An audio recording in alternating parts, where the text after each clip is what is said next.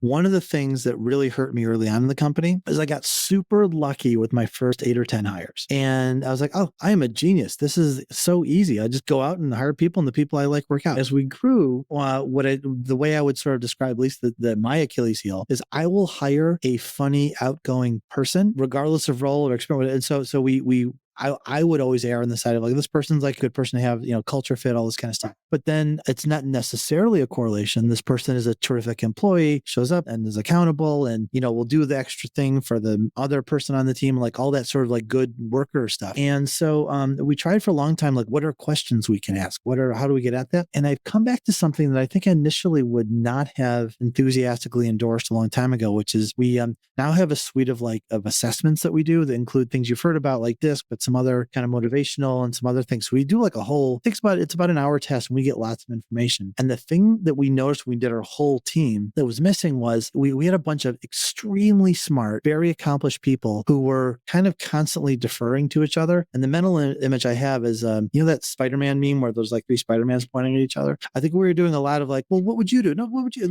I'll defer to you. Well, what would you do? And so we weren't always moving the ball ahead quickly. And on a big team, for us, a big team might be 9 or 10 people. We were kind of getting into gridlock a little bit. And so we're realizing we don't want, not we're saying we're never going to hire those people again, but a team has to be a mix of skills and personalities and drives. And so one of the ones we're looking for is someone who's able to kind of push through ambiguity, someone who's willing to like just make the decision kind of thing, and then make the decision right. And so those are things that like across the board that we want. And I think on any of those personality tests, like pinned all the way at the top or pinned all the way at the bottom is generally a problem. So like if you're like super demanding or totally passive, that's a problem. So when we actually mapped per job, per role, we mapped the ranges of all the scores that we're looking for. They're not hard and fast, but like if you're too low here, but you make it up for it over here, that's great. But try to get more objective about it, because I can be so easily fooled. And I think as an owner, you hire who you're wired up like. So I'm a high DI, so I like outgoing people who want to do something, and those aren't always the best employees.